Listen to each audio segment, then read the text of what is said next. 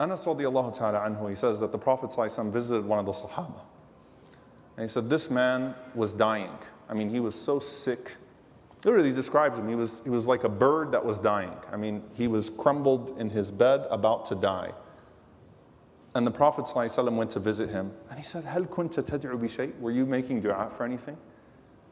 Were you asking Allah subhanahu wa ta'ala for anything? I mean, as you were in this situation? He said, I used to say, Allahumma ma kunta mu'aqibni bihi fil akhirah, fa'ajilhu li fid dunya.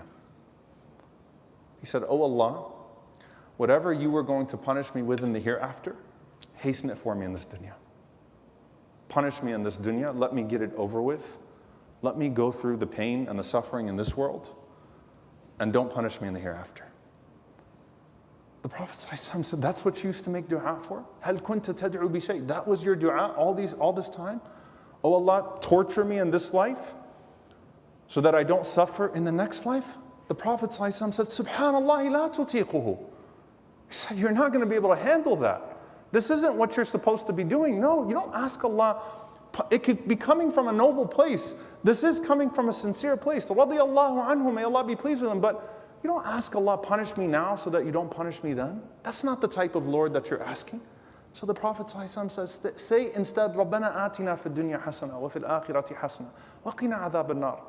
O our Lord, grant us the best of this life and the best of the hereafter, and protect us from the punishment of the fire.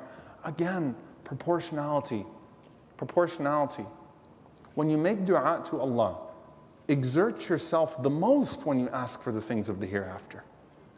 And ask Allah for the highest of this life and the next.